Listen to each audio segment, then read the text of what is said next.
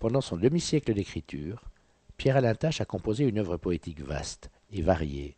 Pouvez-vous nous en évoquer, en quelques mots, les lignes directrices? C'est une œuvre poétique, effectivement, qui est vaste et variée, mais qui interroge deux questions primordiales que l'on peut détailler ici.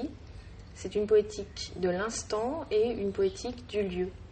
De l'instant comme un point de contact avec un réel qui nous échappe toujours, et une poétique du lieu comme un enracinement et un questionnement sur la possibilité ou l'impossibilité à habiter le monde, qui se poursuit tout au long de l'œuvre, notamment en 1984 avec le Jardin de Midi, suivi du Temps sauvé, qui développe une approche du réel de plus en plus simple, de plus en plus immédiate et effectivement moins réflexive à partir de ce moment-là. On note aussi une ouverture au monde de plus en plus variée, de plus en plus multiple, ouverte à la profusion du réel.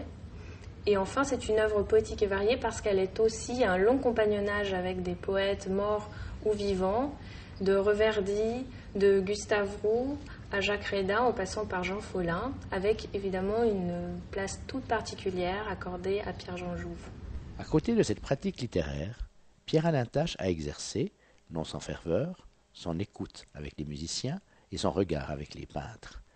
Quelle est la part que ce dialogue interdisciplinaire prend dans son œuvre? On peut dire que la musique pour Pierre-Alain Tache est un à côté tout à fait essentiel. C'est une émotion, c'est une connaissance aussi qui ne peuvent se confondre avec l'émotion et la connaissance poétique.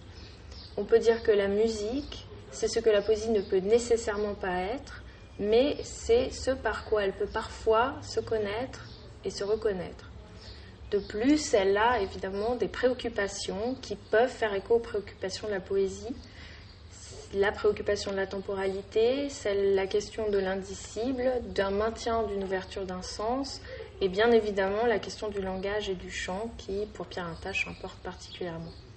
Le rapport de Pierre-Alain Tache avec les peintres, par contre, diffère tout à fait, puisqu'il s'agit plutôt d'une collégialité qui se crée au fur et à mesure de rencontres, avec des amitiés qui se nouent, par exemple Alexandre Holland, Gérard de Palaisieux ou Miklos Bokor.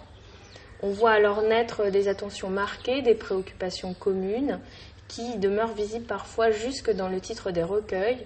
Je pense particulièrement aux Instants du regard de Jean-Paul Berger ou à Sur la lumière d'Anivier en collaboration avec Martine Claire.